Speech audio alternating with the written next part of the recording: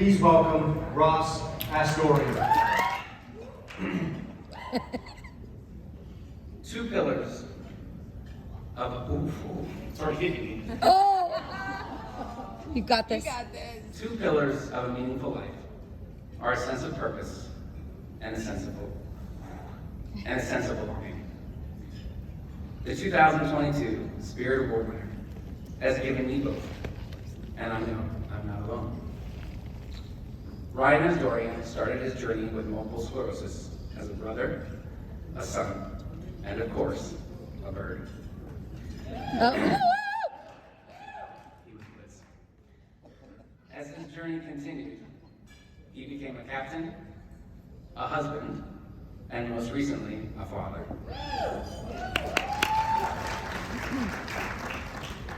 The journey with MS looks a little different for everyone, but for a Microsoft nerd like Ryan, it's fitting to give you some measurable data.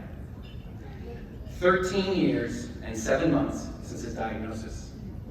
19 MRIs. 9 lesions on his brain and spine. 2,106 shots of Rebif.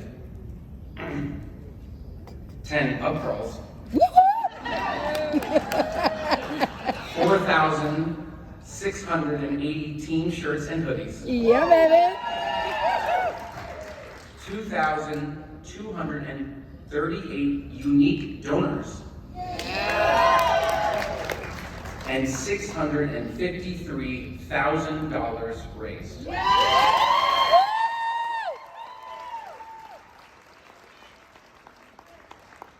But our greatest impact in this life won't be measured. It won't be caught on camera. And you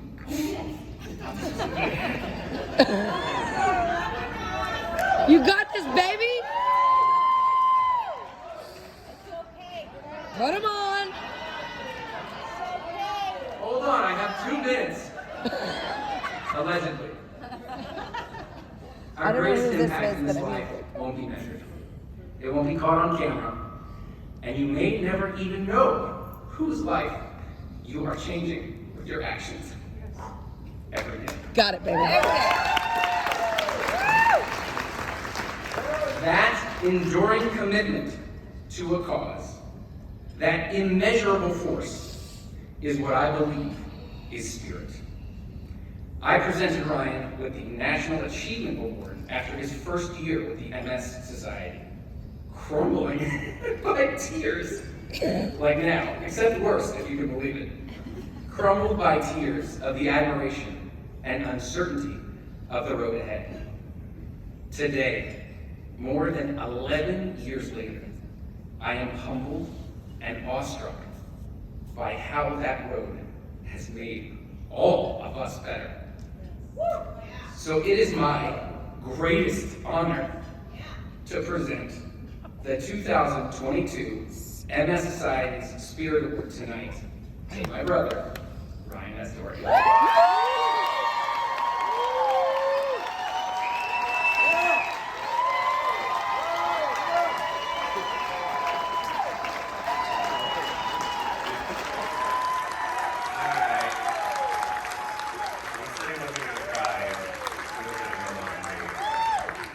You know, it's fitting that Ross introduced me today. He is the very first person I told. I got a lot more to go. All right, here we go. Listen, he moved to Seattle from New York right when I found out, to be closer. And I've been telling people for over a decade, about the time I heard those words, you have multiple sclerosis. Never once easy, and I continue to say them for everybody that is in this room. All right. I was standing right here in this picture when I called Ross. Those stairs, this is a Swedish hospital. I must have walked up and down for 10 minutes, finding the words, crying, pacing, telling Ross I didn't know what it meant for my life. And for those that don't know, like the way it started for me, you know, your foot's asleep, you got that tingly feeling, and it started my feet, kind of creeped up to my knees, it got to my stomach, and it just lasted for days. And it was painful. It wasn't fun. And for me, other symptoms I had, my left leg, not my right leg, my left leg felt like it was made out of rubber. My hands would just hurt. And at some point, I'd have like this slight slur of the speech, but not like the fun one, you know, that we might have get tonight or singing karaoke, like not that one. It was the slurring of the speech. It was so subtle that I would notice it, but other people wouldn't realize it.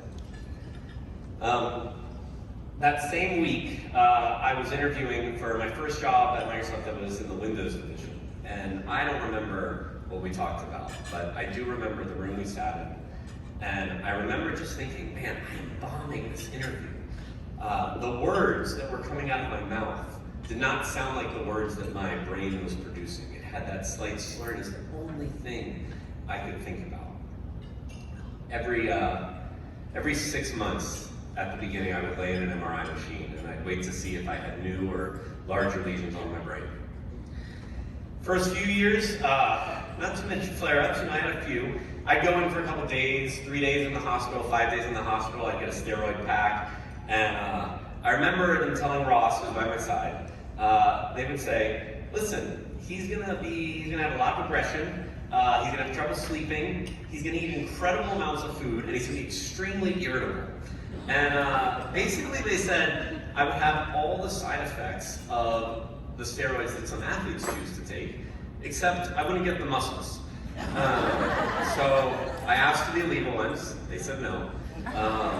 Is what it is.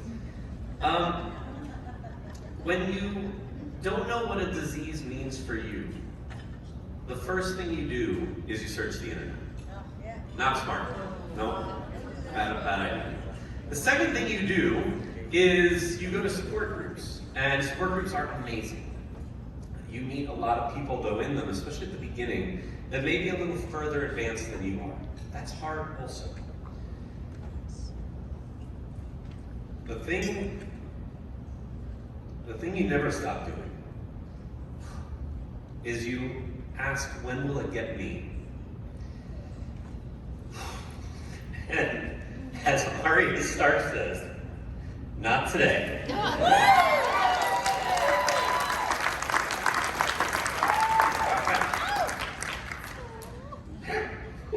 Alright, listen, what I want to tell you about is multiple sclerosis has made everyone in this room stronger.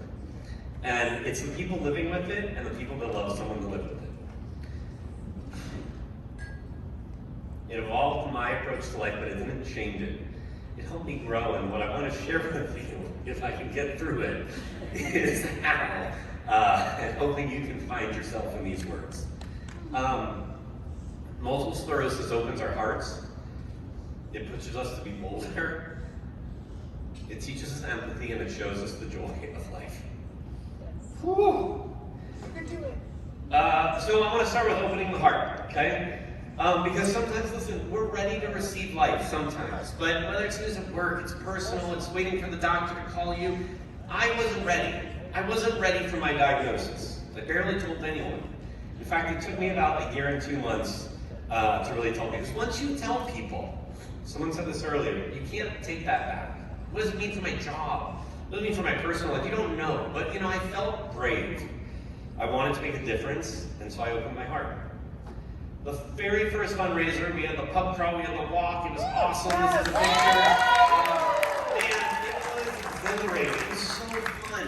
And the adrenaline, it was just pumping, right? People came and they donated their hard-earned money. They came out to support me with their time. But after the adrenaline wore off, my heart closed up again. People stopped saying, "Hey, how are you?" When they see you, they start saying, "Hey, how are you feeling?" Man, I hated it. I absolutely hated it. It was like people wanted to remind me of this, even though I was feeling good at the time. And my heart was closed. The open heart, man, it would receive those as loving and thoughtful and caring. It took me about 3 years before I could fully appreciate the kindness in the question. So, for those of you here that love someone with MS, you'll always have the best intent. Sometimes you might say the wrong thing, but my open heart wants to tell you, it's okay. It just might take us a little time to accept it, but we will. Now, multiple sclerosis makes us bolder. Real bold. All right. I want to tell you about my mom. My mom never wanted me to go skydiving. Ever. To be honest, I wasn't even sure about it. But I'll tell you, MS made me question my life in a different way, and whether I'd have my mobility. For 2 months, my mom tried to convince me, do not go, it's the worst thing ever, just, don't. But bless her heart, one day she got the date wrong that I was gonna go. She had it off by about a week. It was a big win, right? Like, I didn't have to deal with the stress and the pressure, and I called her after, and I just said, I did it. And in hindsight, I'm pretty sure she's glad I got the wrong date. I jumped out of the plane.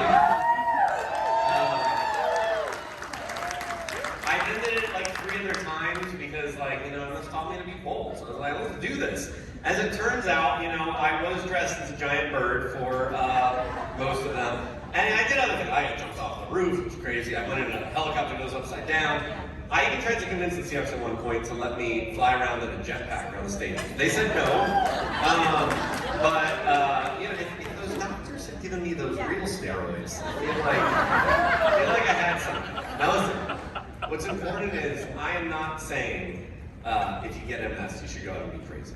To be honest, I said it was truly crazy, but I'll tell you, it was the stuff that I didn't have the courage and the conviction and the confidence to go do until I was in a place where I questioned my mobility. I'll tell you, thank you.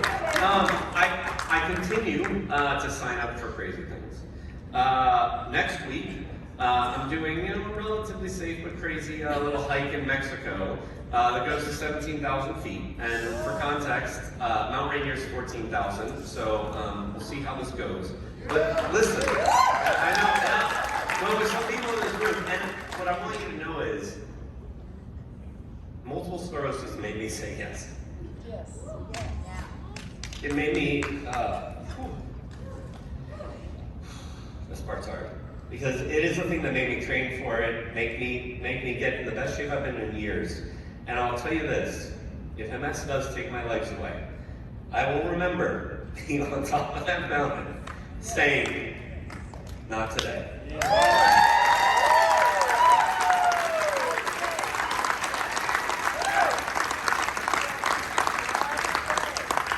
Multiple sclerosis teaches us empathy. If you remember one thing I say tonight, what I want you to remember is 1 in 10 people live with an invisible disability. And there are 10 people at each table here. Look, we all put on a strong face, but behind every strong face, there's a lot more than meets the eye. I think about this all the time where, at best, if you think about our coworkers, we probably know 20% of what's going on in their lives. 50% what's going on in our friends' lives. Like our closest friends and family, like maybe 80%. We all kind of keep that. It's the small lies we tell people sometimes to make them believe we have our lives under control. Whether it's the person that feels they've got to be an extrovert but deals with anxiety. The speaker presenting to hundreds of people but struggles to think, will my dyslexia come out and jumble up all the words? Or the single mom that wants to show up well at work, but hides her child's medical appointments for fear they won't be seen as ambitious. And I'll tell you one thing I've learned lately. Today's world, a lot of people are working behind the screen at home. You can hide even more sometimes there, but that doesn't mean the problems go away. And multiple sclerosis help me see that in a different way.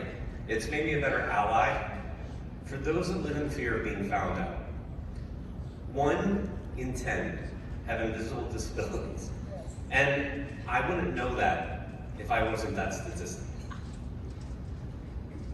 So last thing I wanted to share. Multiple sclerosis, it may make our lives harder, but it allows us to see and really appreciate the joy of life more deeply. Yes. Yes. It's pretty easy to get caught up in our daily routines, to get frustrated with the small things. I mean, look, I'm an eternal optimist, and I was actually, this is crazy, but I was bold about 2 months ago. I have a couple doctors, and I was talking to one of them, and I said, I haven't had a flare-up in a few years. I'm doing pretty well. I've never really had to change my medicine. I've been on rebif. Maybe we were wrong. Maybe I don't have MS. Dr. might have looked at me and smiled and said, Ryan, you definitely have MS. I wanted to believe that my future wasn't predetermined, because people aren't supposed to know what the future holds for them. But I've met people. I've seen a glimpse of what my future could be like. The future could be nasty, and the future is scary. We never think it's going to be us until it is. Will I need a wheelchair? Will I be able to stand up here and give this speech? Will I have the same cognitive ability at work? When multiple sclerosis, it makes these things unpredictable, but they're not inconceivable. And when I was first diagnosed, I was scared of what life was like ahead of me. I turned 40 recently-ish.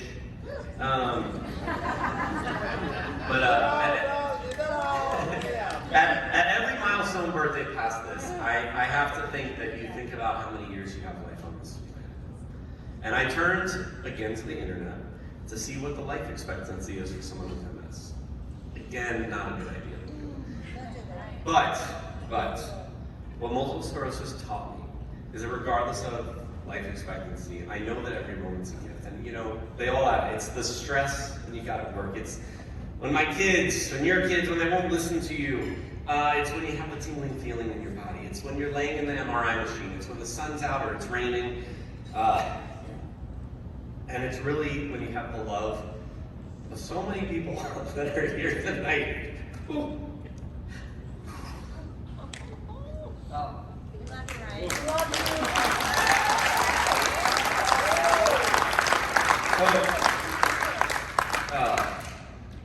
As I prepared for accepting this award, I thought about what spirit means to me after a decade with MS. When I started fundraising, I did it for me. And as it grew, I got more joy out of helping others than I did myself. My spirit, it came from others. My spirit comes from the people in this room. You may not know it, but your role at this table, by being here, is to be the strength and spirit for someone else, whether it's for MS or any other cause. We lend our spirit to those who need us most. My life has changed since I was diagnosed, but the people that right now need my spirit the most in this whole world are my children, Lola and Jagger.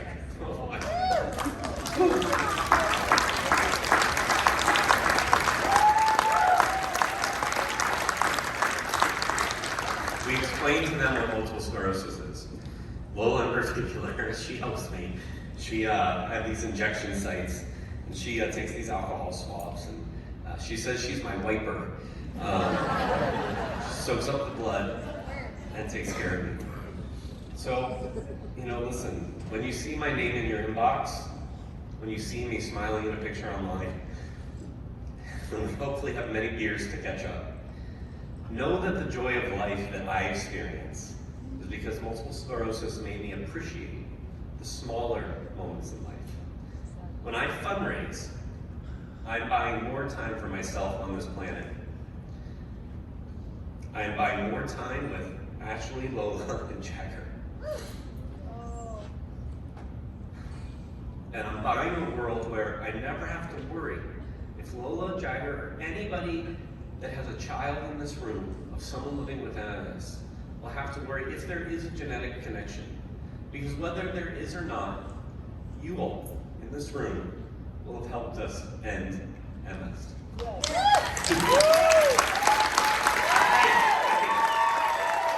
you guys so much.